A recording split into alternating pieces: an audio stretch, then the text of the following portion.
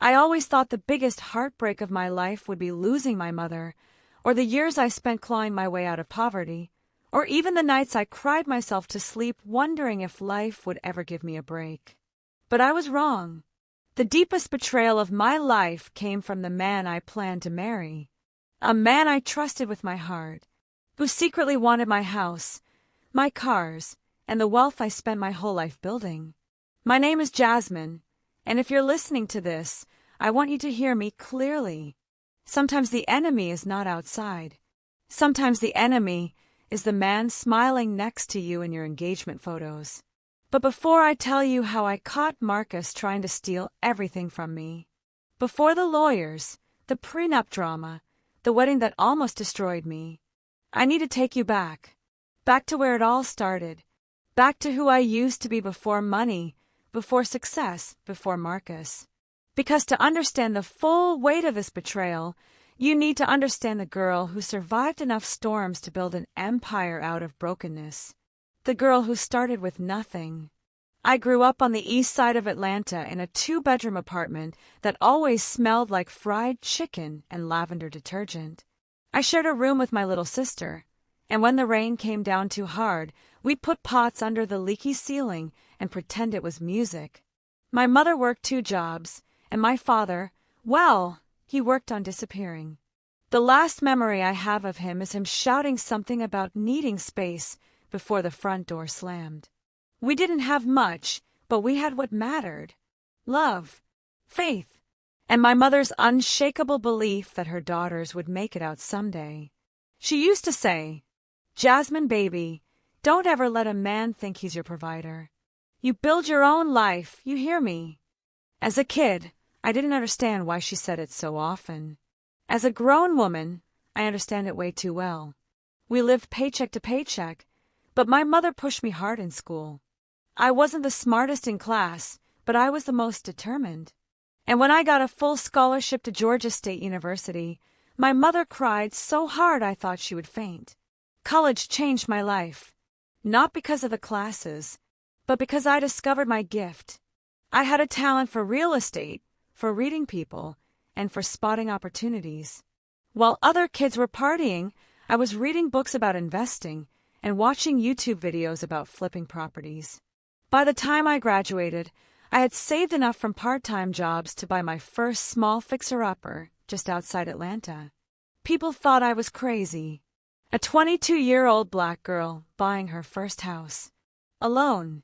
Using every penny she had. But that house changed my life. I flipped it, sold it, and made more money in one deal than I had seen in my entire life. I reinvested, and reinvested, and reinvested. By 27, I owned 4 rental properties, a renovated mini mansion in Buckhead, a Tesla, a Mercedes GLE, and a savings account that finally let me breathe.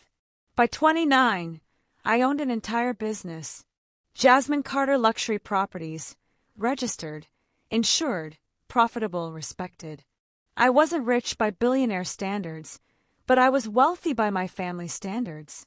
I had done everything my mother whispered over me as a child. I built my own life. So, when I met Marcus at 30, I thought I had finally earned my happy ending. The day I met Marcus, I wasn't looking for love. Truthfully, I didn't think love was looking for me either. But Marcus walked into my life like he had been rehearsing the moment. I met him on a Tuesday afternoon at a networking event in Midtown Atlanta. It was one of those young professional mixers, smooth jazz playing, people pretending to be more successful than they were, expensive drinks, fake smiles. I stood at the bar, ordering a cranberry and lime because I had a long drive home. That's when I heard a smooth voice say, "You don't look like you belong in a place full of pretenders." I turned around and saw him. Tall, chocolate-skinned, beard lined so sharp it looked illegal. Broad shoulders, a smile that made my stomach flip. I didn't respond at first.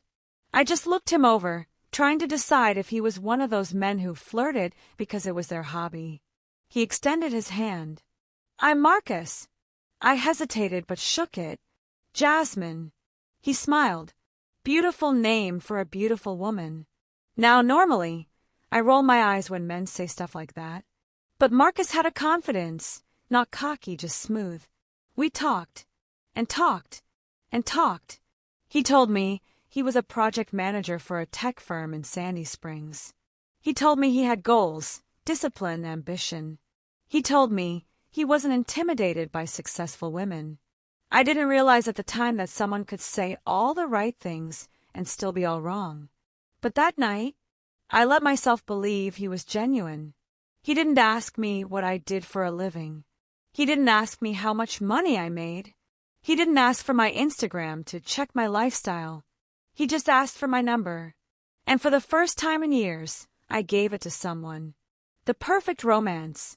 At first, Marcus had a talent for making me feel seen. He opened doors. He planned dates. He listened when I talked about business stress.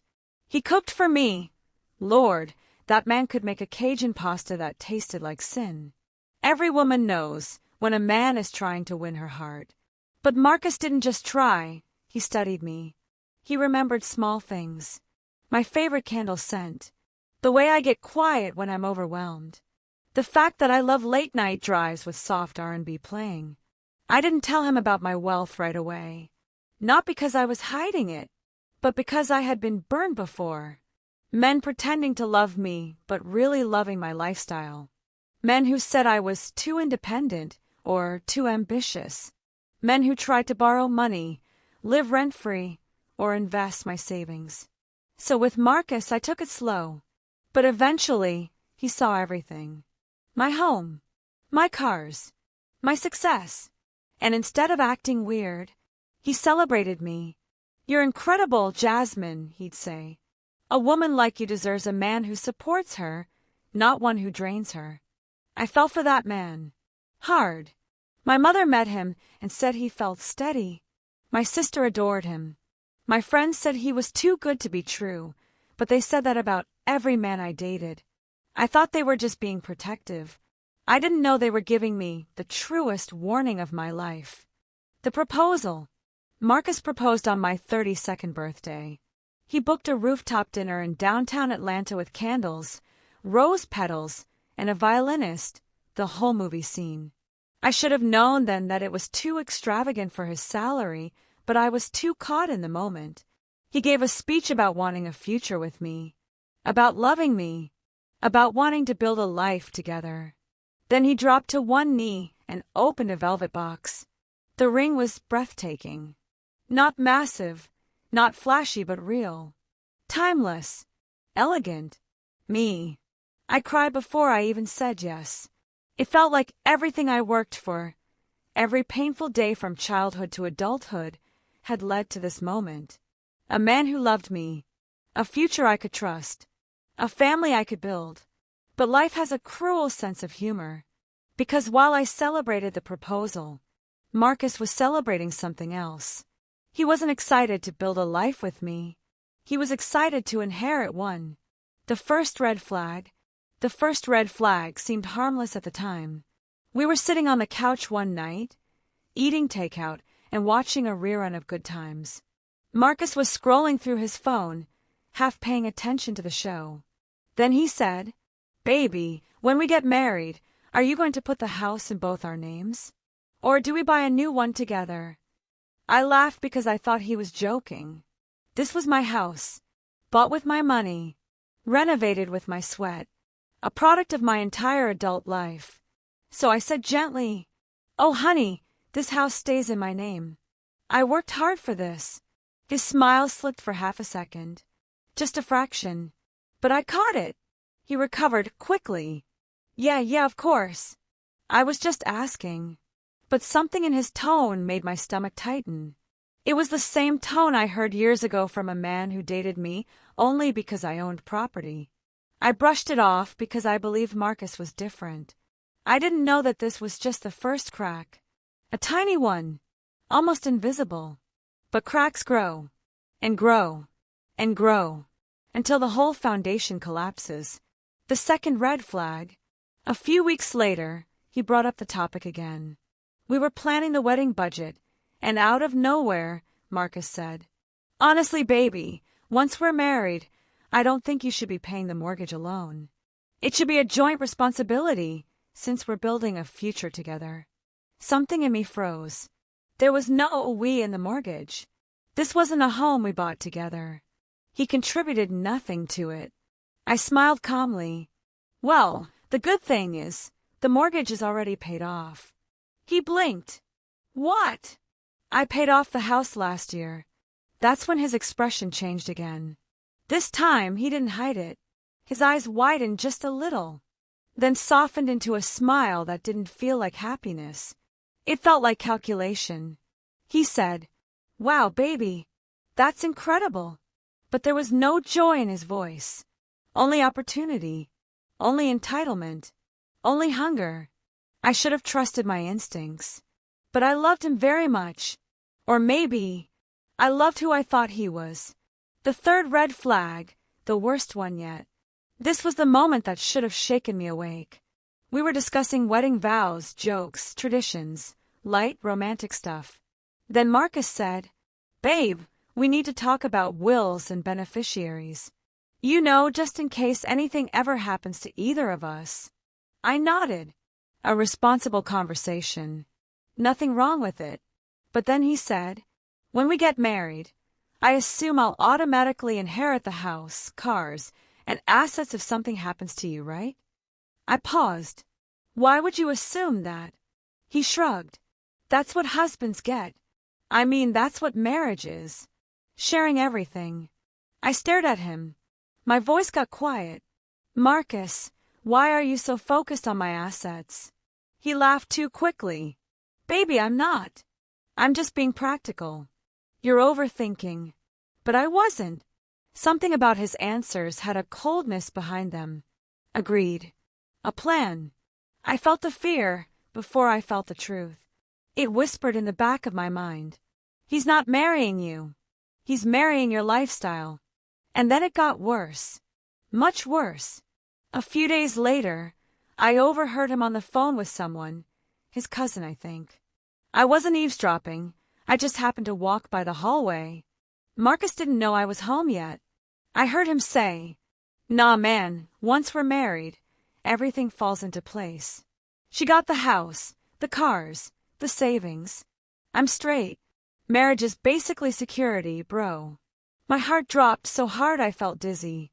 Security. Everything falls into place. I backed away quietly and went to my car just to breathe. The man I loved, the man I planned to marry, was talking about my hard work like it was a lottery he was about to win. That night I didn't sleep, and the next morning I made a decision that changed everything. I called my lawyer and asked her, what are my options for protecting my assets before marriage? I didn't tell Marcus I was calling my lawyer. I didn't tell my mother. I didn't tell my sister. I just drove to Buckhead, walked into my attorney's office, and sat in the leather chair across from attorney Simone Walker, a woman whose voice sounded like she'd seen every kind of heartbreak money could buy.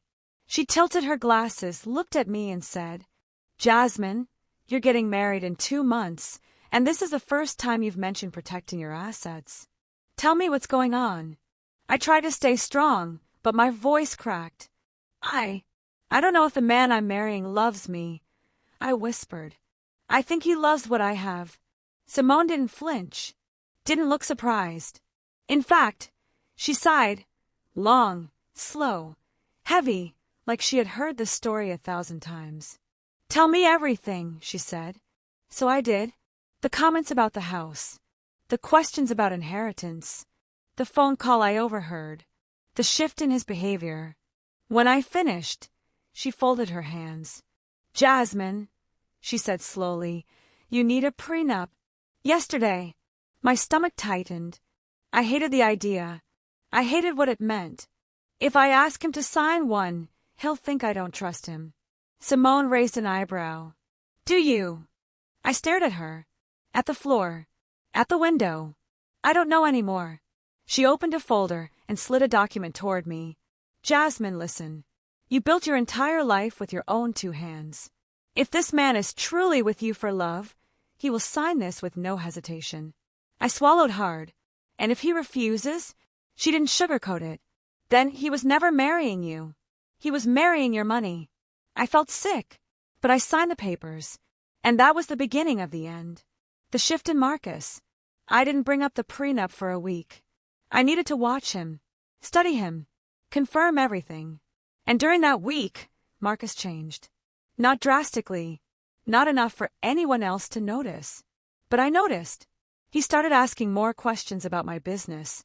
How much does that property really make? So, how much did that renovation cost you? Do you ever think about stepping back and letting me handle some things? Babe, you should put me on one of your business accounts. Just in case. I would laugh it off, but inside I felt cold. One night, he walked around my house with this strange expression, almost like admiration mixed with ownership. His hand slid along the banister. He looked at the crown molding, the hardwood floors, my custom-built kitchen. Then he said something that made my skin crawl. You know, this place is going to be perfect for our family. My kids are going to grow up in luxury. My kids. Not our kids. My kids. Every word preached entitlement. Another day, he said, Babe, remember that Tesla? I think when we get married, I'll drive it more. The Mercedes is nice, but the Tesla feels more me. I stared at him. More you. It wasn't even his. I didn't argue, I just observed. And every day, the mask slipped a little more. The engagement party. The breaking point began at our engagement party. My mother hosted it at a beautiful event center in Decatur. Everything was perfect. Cream and gold decorations, soft jazz, delicious food, family everywhere. Marcus was charming, smiling, laughing, toasting, acting like the man I fell in love with. But when the party calmed down and it was just us, he dropped the charm like a jacket. We were packing up gifts behind the venue when he said, Baby, quick question. When we get married, are you going to switch the deed to your house to include me? My mom asked, and I wasn't sure what to tell her. I froze. I had never even met his mother. Why would your mom be asking about the deed to my house? I asked quietly. Marcus shrugged.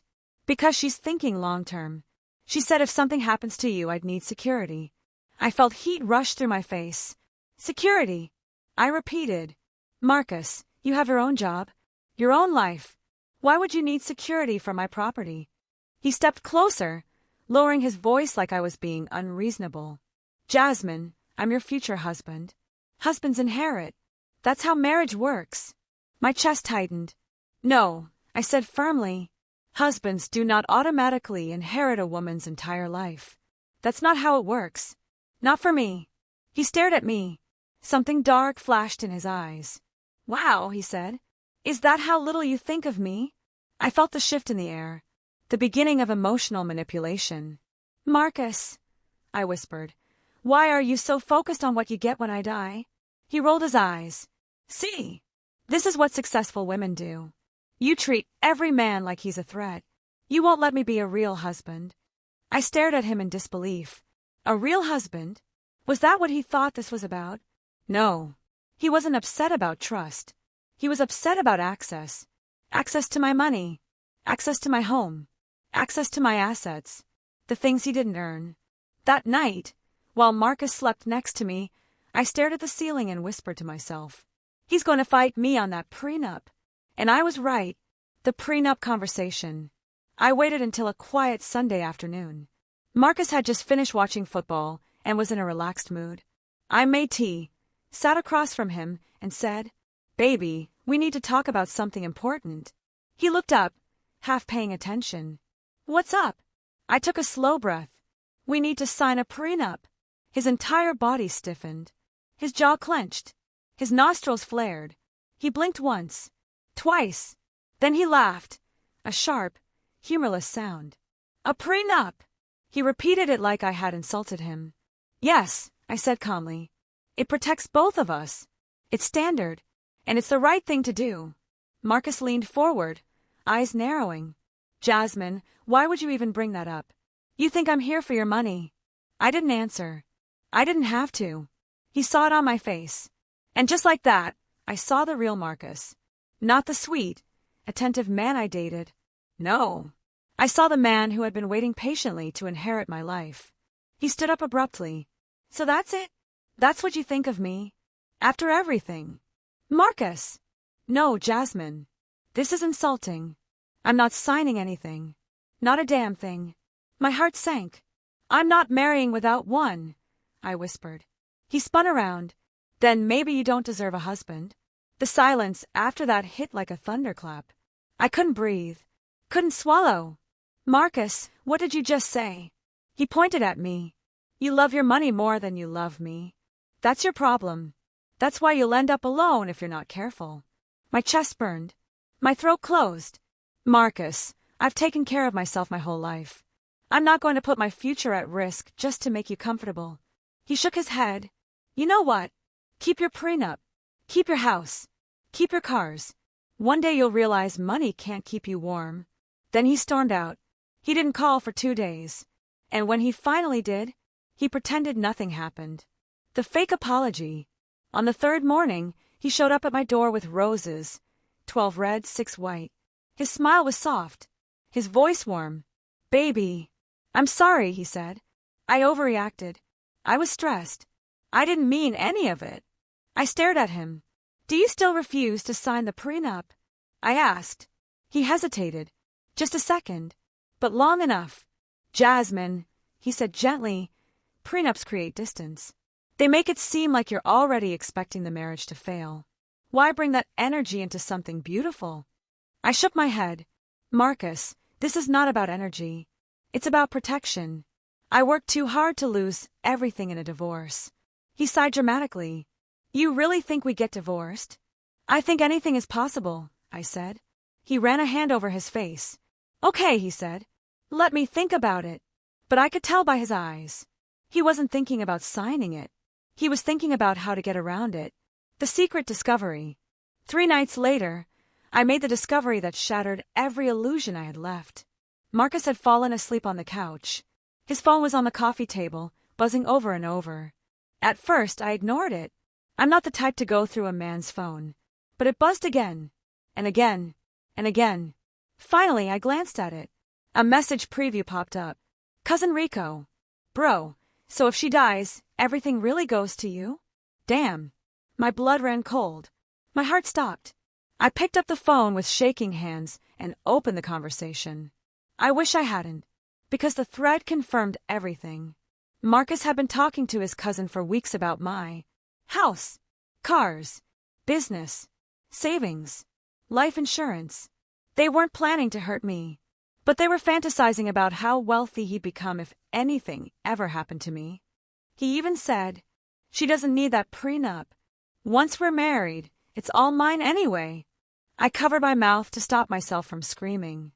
In that moment, something inside me broke in a way I can't explain.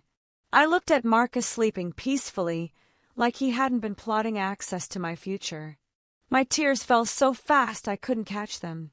I wasn't crying because he betrayed me. I was crying because I finally believed my own instincts. He didn't love me. He loved my lifestyle.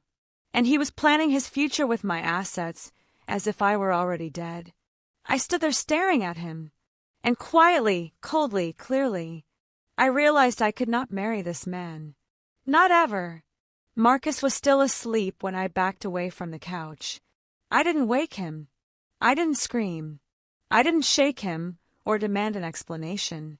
I just stood there in the dim light of my living room, staring at the man I once loved, realizing he had slowly been positioning himself to inherit my life before he had become part of it. A deep calm settled over me, a calm that only comes when you finally accept the truth you've been afraid to face.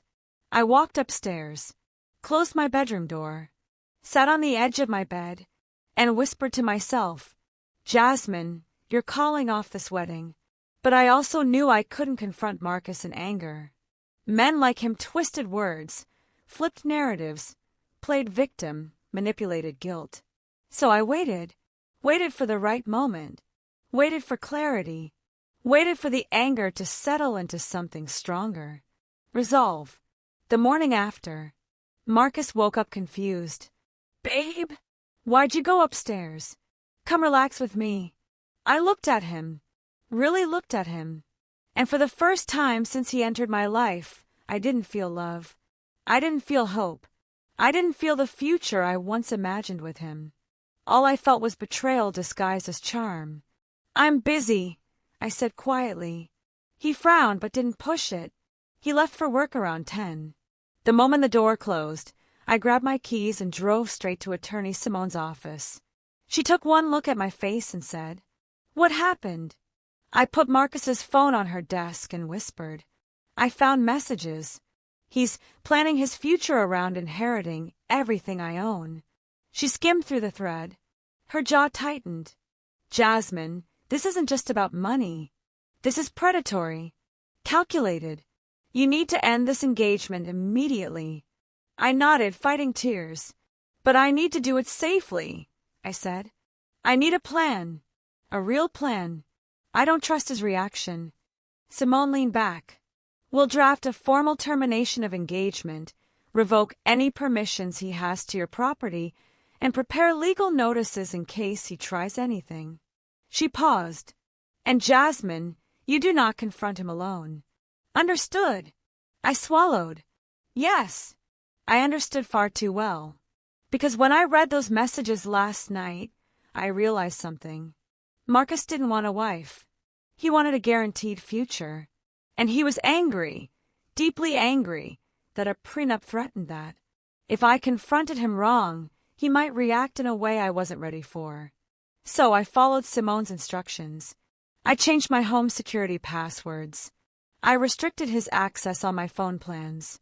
I removed his temporary key code from the front door. Then I went home and waited. The confrontation begins. Marcus came over that evening with takeout like nothing was wrong. "Babe, I got your favorite, lemon pepper wings." I didn't smile. He kissed my cheek.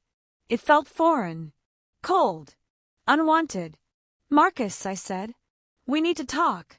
He paused mid-unwrapping the food. "Okay, about what?" I folded my hands. "About the wedding. About us." He stared at me for 3 long seconds. Then he forced a laugh. "Baby, if this is still about the prenup I told you." "It's not about the prenup," I said. His eyebrows lifted slightly. "Then what is it?" I took a slow breath. "I saw your messages. The ones with your cousin. The ones where you talked about inheriting my house, my cars, my savings, like they're already yours." Color drained from his face. "Jasmine, you went through my phone. That's what you're focused on?" I asked softly. Silence. He swallowed. You misunderstood." I stared at him. "Explain it to me." He ran a hand over his head. "Baby, men talk. We play around. It's just jokes." "Jokes about my death?" I asked. "Jokes about inheriting everything I've ever worked for?" He didn't answer. So I continued. "When you told your cousin, once we're married, it's all mine anyway, was that a joke?" Marcus's jaw tensed. "You're twisting things. You know how men talk." "No, I know how users talk," I interrupted. His eyes hardened. "Jasmine, you're overreacting." I shook my head. "No, I'm finally reacting. There's a difference." He stepped toward me. "Baby, listen. I didn't mean any of that. I love you. I'm not with you for money. You have to know that." I looked him straight in the eyes. "If you didn't mean it, sign the prenup." He froze. His mouth opened, closed, opened, closed. Then finally, "I'm not signing anything." And that was his confession. The moment everything broke. I stood up slowly, feeling my heartbeat steady and strong. "Marcus, I'm calling off the wedding."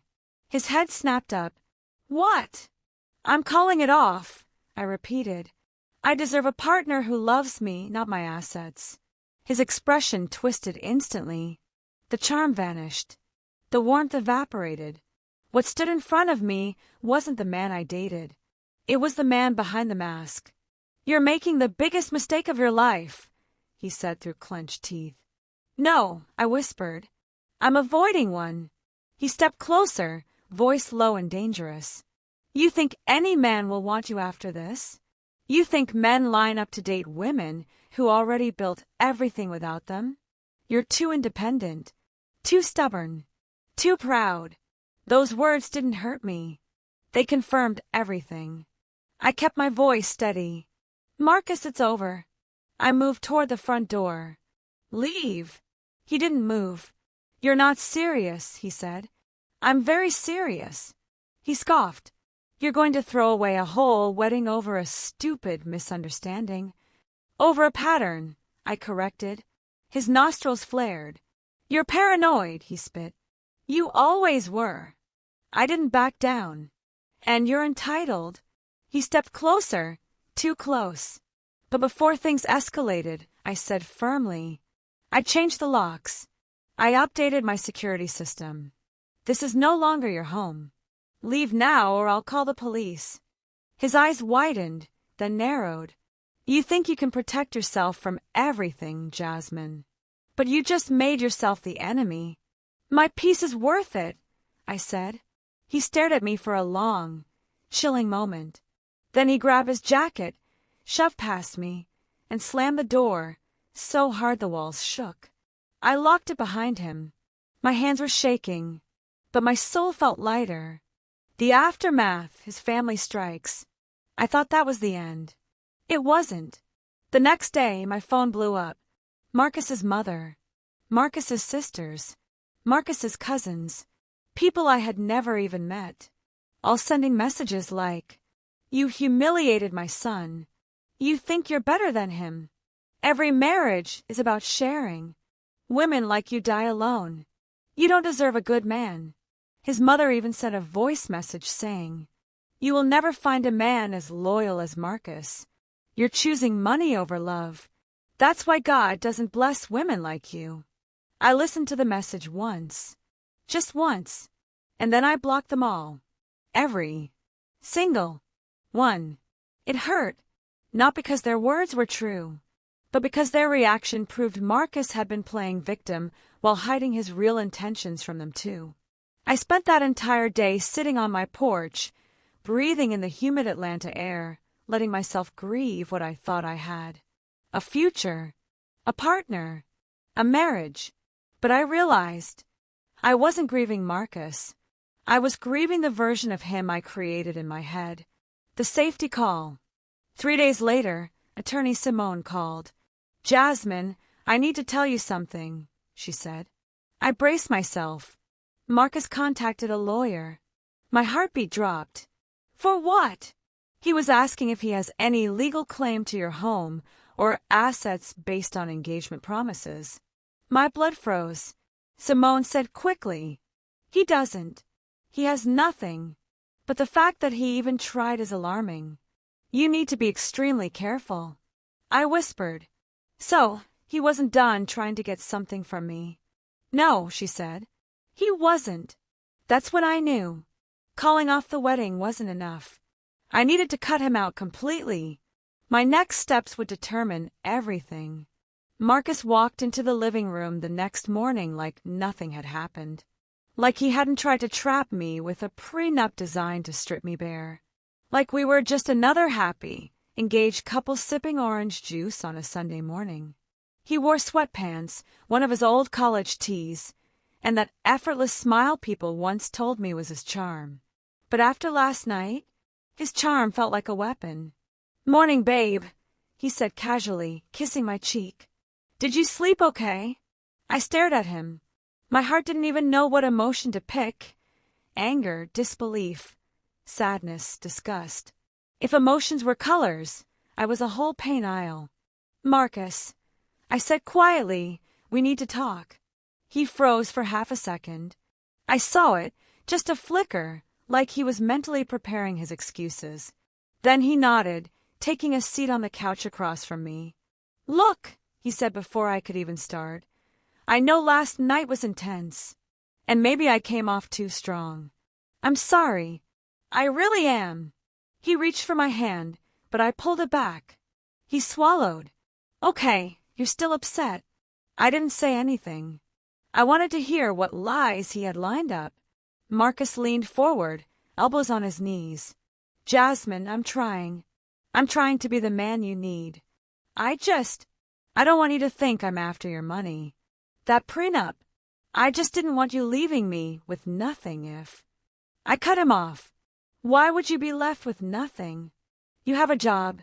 A good one. He blinked. Something in that statement hit him. Like being reminded he was financially stable made his motives harder to defend. I know, he said slowly, but it's not like what you have. There it was. The crack in the mask. He tried to recover. But that doesn't mean I'm using you. Then why, I asked, was your priority not protecting me? Why was it protecting you? Marcus inhaled, exhaled, rubbed his face like the answer was buried between his palms. Then he looked at me with this weird combination of frustration and guilt. Because you have more to lose, he said. And if we split, you'd be fine. I wouldn't. My heart dropped. Not because it wasn't true, but because that was the exact mindset of a man who'd take advantage of me. So, you're already planning for the split? I asked. No, Marcus said quickly. It's not that. It's just life happens. People change. I just want security. And what about my security? Silence. That was my answer. His mask slipped. I watched his expression shift. Tight jaw, narrowed eyes, a flash of something territorial. Jasmine, he said, voice low, sometimes you act like your money makes you better than me. My soul left my body for 2 seconds. What? I whispered. You act like you're this self-made queen, he continued. And don't get me wrong, you are. But you throw it in my face sometimes. I've never thrown anything in your face. You don't have to say it. The way you talk, the way you move, he said. Like, when we go out, people think I'm the one chasing you. They think you're out of my league. His insecurities were spilling like a cracked bottle. Is that what this is about? I asked. People? Image? Status? Marcus shook his head. It's about balance. Balance. I raised a brow. Because marrying me puts you in a higher tax bracket? See, he snapped. That. Right there. That smart-mouth comment. You always go straight to money. No, Marcus. You do. He clenched his jaw again. Then, as if an idea hit him suddenly, he softened his voice. Look, he said. I didn't mean to start a fight. I love you, Jasmine. I want to build a life with you. Have kids with you. Grow old with you. All beautiful words.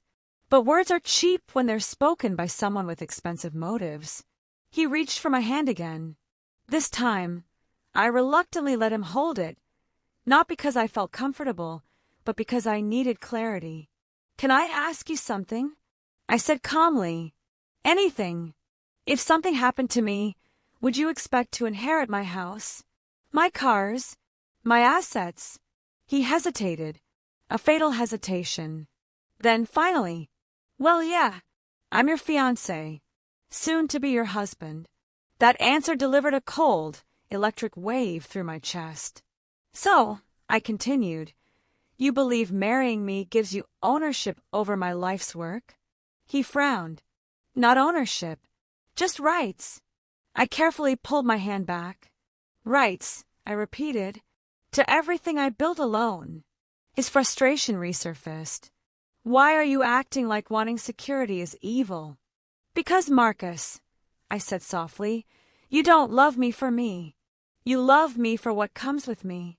He flinched, and for the first time, he didn't deny it. The phone call that exposed everything. Later that day, Marcus went upstairs to shower. My mind was buzzing too loud for me to sit still. That's when his phone buzzed on the counter. Normally, I don't touch other people's phones. But something told me, look, not snoop through apps, not scroll through messages, just see who was texting him. It was a contact saved as Uncle Ray. Marcus rarely talked about him. An estranged uncle, I think. The text preview said, Did you convince her to sign it yet? This is your big chance, boy. Don't mess this up. I swear the room temperature dropped. I didn't open the message. I didn't unlock the phone. I didn't go beyond the preview. But that preview was enough to crack my heart open like a dropped glass. Your big chance. Don't mess this up. Did you convince her to sign it yet? My stomach twisted. My vision blurred. This wasn't insecurity. This wasn't miscommunication. This was strategy. A plan. A setup.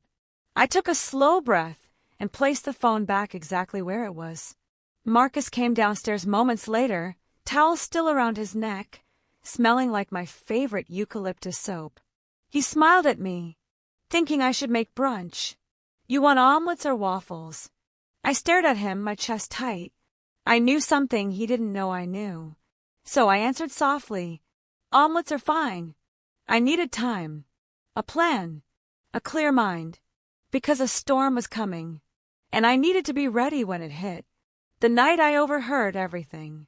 It happened 2 nights later. Marcus stepped outside to take a call.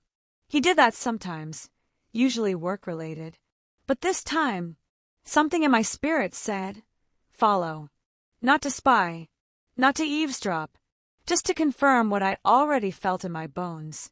I quietly slipped down the hallway toward the sliding glass door and remained behind the curtain, out of sight but close enough to hear. Marcus's voice was low but sharp. Uncle Ray, I'm trying, he hissed. She's being difficult about the prenup. A pause. My heart raced.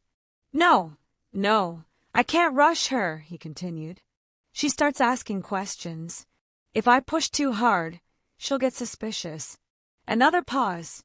A deep, impatient sigh. No, Uncle Ray. I told you. She's got a lot. The house alone is worth. He listed it. The number. The value. Every dollar amount of what I owned. Then he said, I'm not walking away from this. I've put in too much time. Too much time. Like I was an investment. He continued, voice rising. Yes, I know what I'm doing. And once we're married, things will settle. She'll trust me more. I just need her to sign something, anything that shows she sees me as part of her assets. My breath caught. Part of my assets. Not part of my heart. Not part of my life. I felt sick. Then Uncle Ray must have said something bold because Marcus suddenly snapped.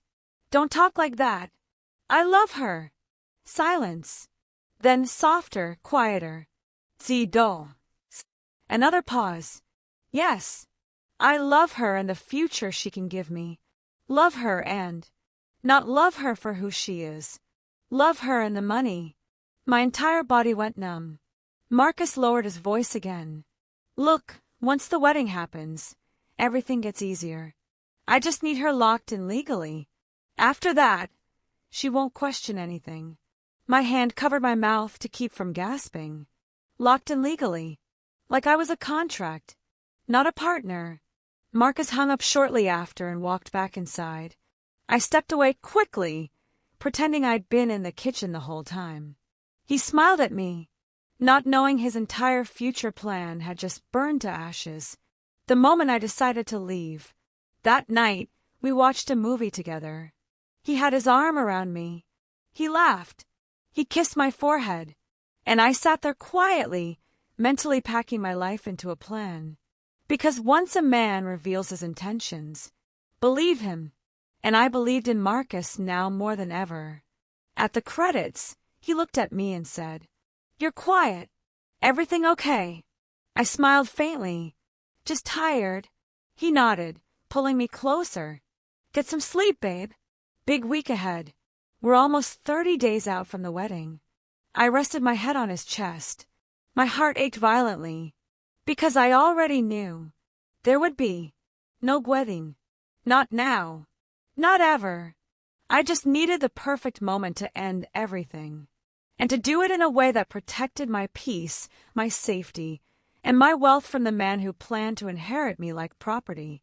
I didn't sleep the night I overheard Marcus on the phone. I lay awake, staring at the ceiling, replaying every moment of our relationship, every compliment, every plan, every promise. And for the first time, I realized none of it was real. The next morning, Marcus acted normal. Too normal. He hummed while shaving. He danced while making coffee. He kissed me like everything between us was perfect. And I knew. That was the scariest part. A man who can plot against you and smile at you in the same moment is not a man you marry. I needed a plan. A clean exit. A controlled exit. No drama. No destruction. Just peace.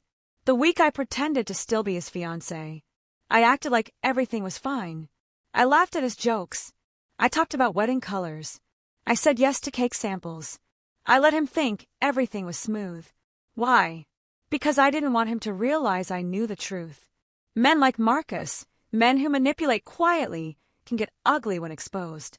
I needed to protect myself. And more importantly, I needed the element of surprise. So, for one full week, I played along. Then came the day that changed everything. The day I called off the wedding. It happened on a Thursday. Marcus was working from home. I told him I needed to run an errand and would be back soon.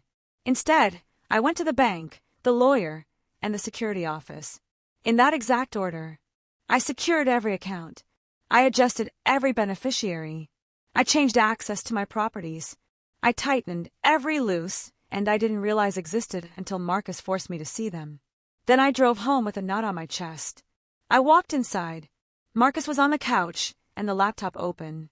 "Hey, babe," he said without looking up. "You good?" I nodded, but my legs were shaking. He finally glanced at me and frowned. "You okay? Why do you look weird?" I took a deep breath, and then I said the line that came out calmer than I felt. "Marcus, the wedding is off." The look on his face. If shock had a twin, it was him. He stood up slowly. "What?" "Jasmine, what are you talking about?" "We're not getting married," I repeated softly. "It's over." He blinked fast. He laughed once, nervously. "Stop playing. What's really going on?" "I'm not playing." Marcus's expression shifted confusion, fear, panic. "Jasmine, baby, let's talk. Did something happen? Did someone say something?" I looked him directly in the eyes. "I know." He froze. I continued, steady and clear. "I know about the prenup. I know about your uncle. I know what you've been planning." His jaw clenched so tight his cheek twitched. He tried to play dumb. "What are you talking about?" "Marcus," I said firmly, "I heard you." His face drained of color. And at that moment, every secret he carried hung between us like smoke. The confrontation. Marcus's voice changed. It wasn't soft. It wasn't gentle. It was sharp. "You went through my phone." "No. I saw the preview. And I overheard the call you took in the backyard." His eyes widened. "You were listening to me? You were plotting against me." Silence. Then, something dark flashed in his expression. Like he was angry I caught him. "Not sorry he did it." "You don't understand," he said, stepping closer. I stepped back. "No," I said. "I understand exactly." He ran a hand over his face, pacing. "Okay. Fine. Yes, I talked to my uncle. But he doesn't know what he's talking about. He's old school, Jasmine. You know how older men think. He told you this was your big chance." Marcus swallowed hard. "He's dramatic. He told you not to mess it up. He always says stuff like that." "You told him, I'm not walking away from this. I've put in too much time." Marcus froze mid-step. He stared at me like he just realized he was fully exposed. Then he whispered, barely audible, "You weren't supposed to hear that." I nodded slowly. "I know." His true colors showed. Marcus's voice rose, frustration, desperation, ego blending into something ugly. "I worked for us," he shouted. "I committed to you. I showed up for you. You think that was free? You think love doesn't cost time? You think love isn't an invoice," I snapped. He stepped closer again. "So what? You're just gonna throw away years together? Over a phone call? Over something you think you heard?" I stared straight into his eyes. "I didn't think. I heard everything." He shook his head aggressively. "You're overreacting. You always do this. You always assume the worst." I let out a short, sad laugh. The worst was already happening. I just finally saw it. Marcus's face softened suddenly.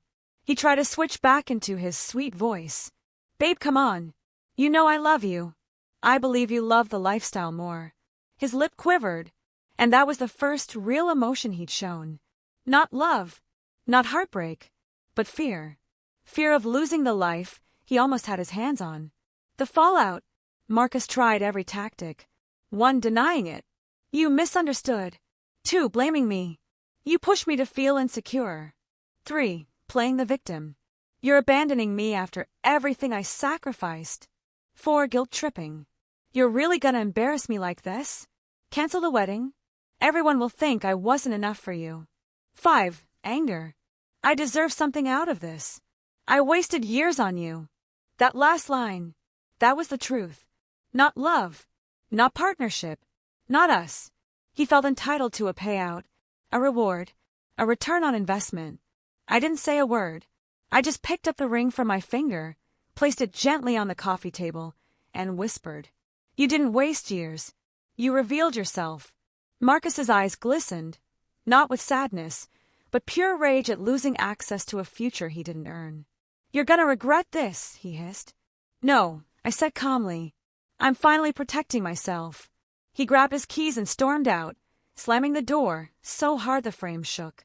And at that moment, my whole body exhaled, like I had been holding my breath for months. The emotional resolution, finding myself again. The first night after he left was quiet.